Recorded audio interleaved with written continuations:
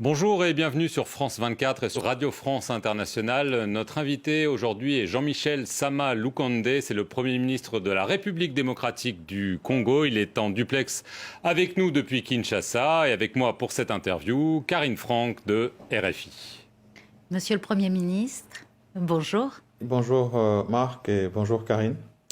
Monsieur le Premier ministre, cela fait exactement un an que vous êtes à la primature. Alors, on va commencer avec la situation dans l'est du pays. Des pourparlers avec les groupes armés actifs là-bas ont commencé la semaine dernière à Nairobi. Est-ce que vous êtes optimiste sur les chances d'enfin mettre un terme à des décennies de violence? Vous avez parlé des pourparlers que moi je considère être comme des consultations qui se font dans le cadre diplomatique et surtout dans le cadre de notre adhésion, bien sûr, à la communauté des États de l'Afrique de l'Est, et où l'engagement est pris pour tous les États membres d'assurer la sécurité de la zone de l'Est.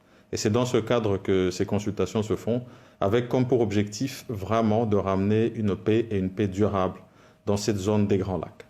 Mais est-ce que ce n'est pas une nouvelle fois faire une prime aux groupes armés, en leur offrant des postes, en les intégrant dans l'armée, et ceci en toute impunité? Non. Ici, d'abord, il faudrait savoir qu'il y a des signaux clairs à lancer. En ce qui concerne le gouvernement, bien sûr, par rapport à la population. Et dans ces consultations, nous voulons mettre, nous, beaucoup plus en avant le programme de désarmement et démobilisation de ces forces négatives afin de permettre une réinsertion sociale. Ça, c'est notre objectif principal en tant que gouvernement. Et ce programme qui a été mis en place a déjà ses animateurs. Bientôt, nous aurons des animateurs provinciaux. Et ce que nous voulons voir demain, c'est cette réinsertion-là.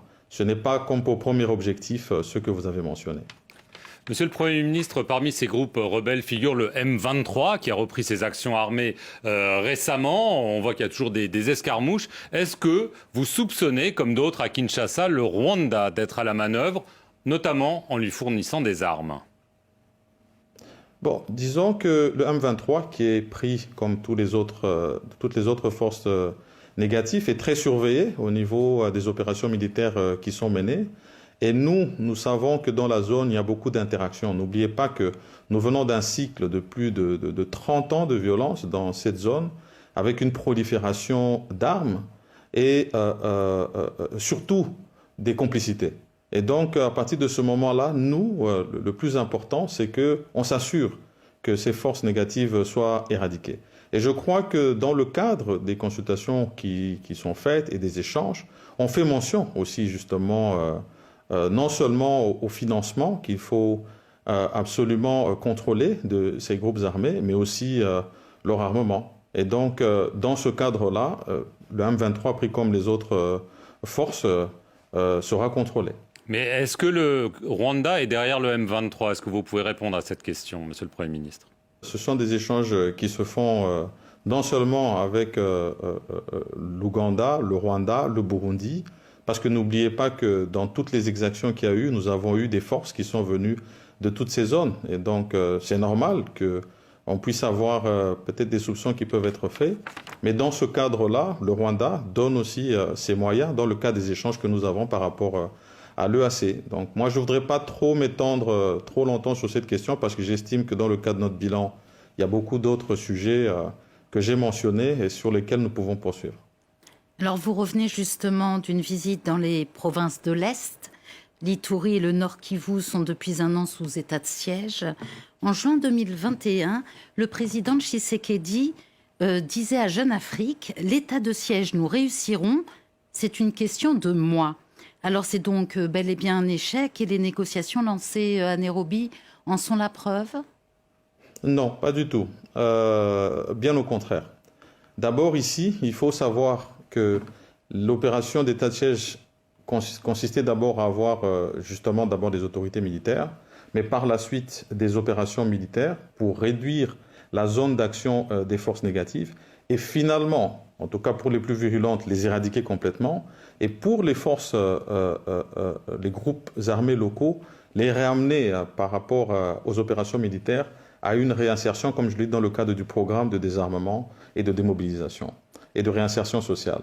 Et donc aujourd'hui, nous allons passer à ces étapes post-opération militaire. Mais les opérations militaires continuent de se mener sur la zone et nous sommes non seulement déterminés, mais convaincus que nous allons ramener ce rétablissement de l'autorité de l'État et la paix à l'est de la République démocratique du Congo. Mais est-ce que vous pouvez clarifier, est-ce que vous allez donc lever cet état de siège et si oui, quand ?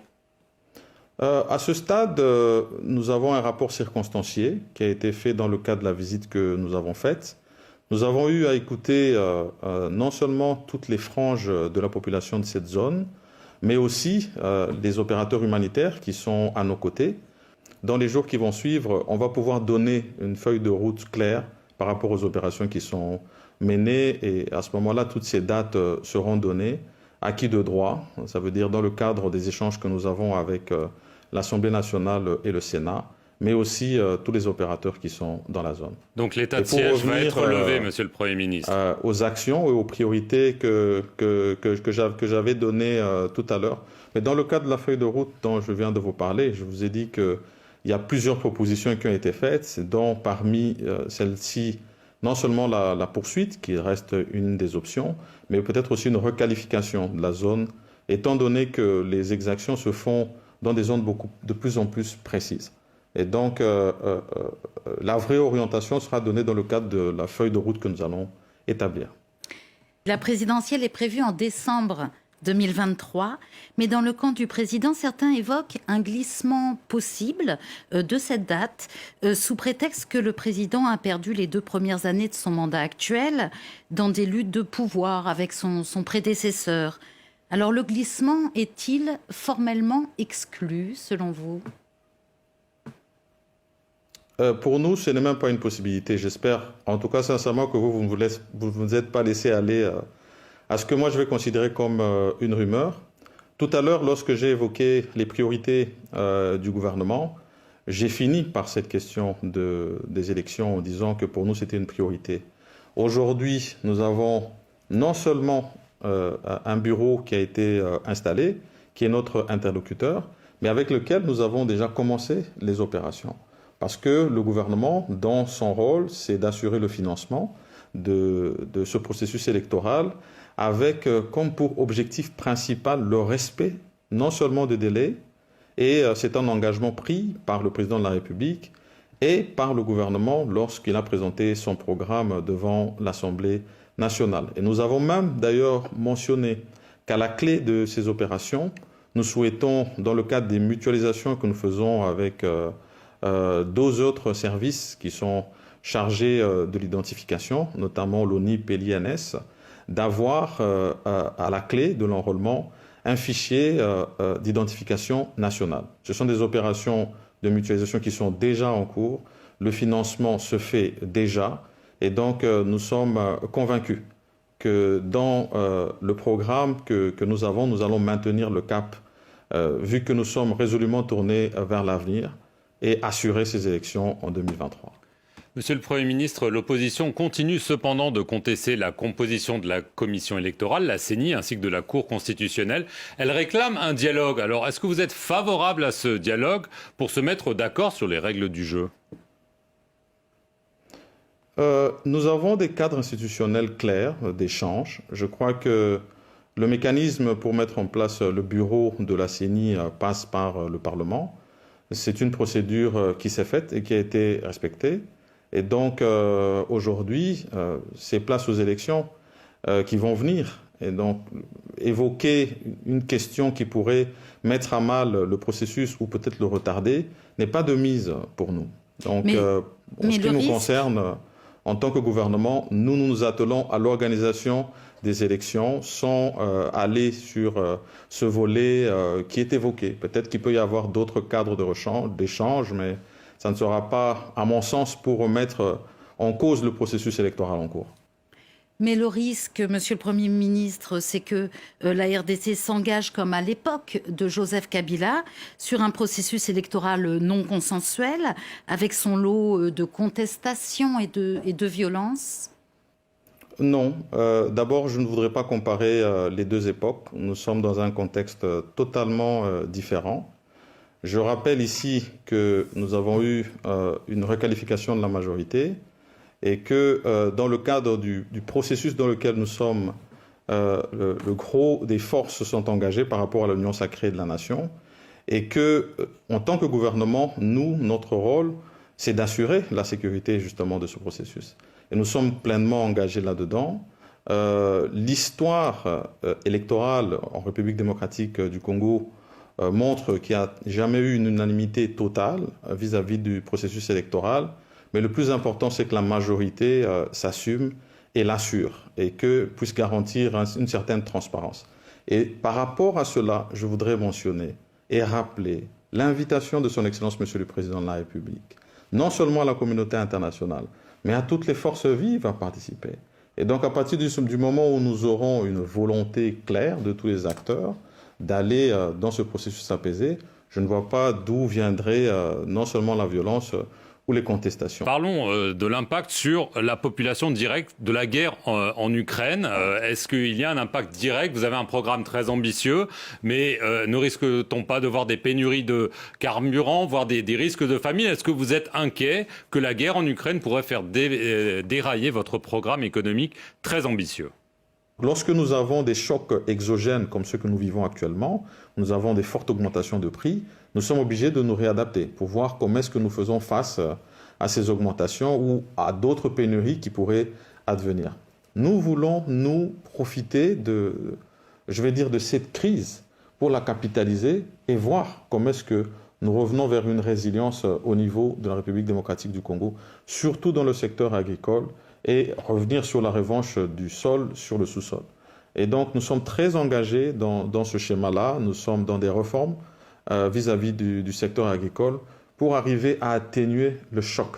Et jusque-là, dans les engagements que nous avons pris, que ce soit du point de vue des recettes que nous avons connues en 2021 où nous avons dépassé les prévisions budgétaires, aujourd'hui sur le budget qui a été voté pour l'année 2022 et qui a représenté près du double de celui qui avait été voté l'année dernière, jusque-là, nous maintenons le cap, tourné vers l'avenir et déterminés à l'atteindre. Et nous sommes convaincus que la manière dont nos recettes se comportent actuellement vont nous permettre d'atteindre cet objectif.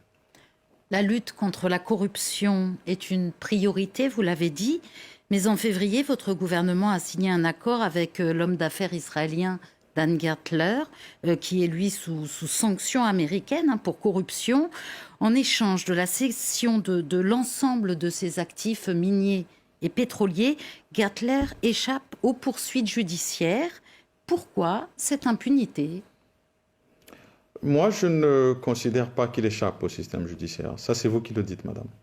Moi, je crois que dans la politique, ici, en République démocratique du Congo, c'est de revenir sur des contrats qui ont été mal négociés et revenir sur l'intérêt congolais, l'intérêt de la République démocratique du Congo.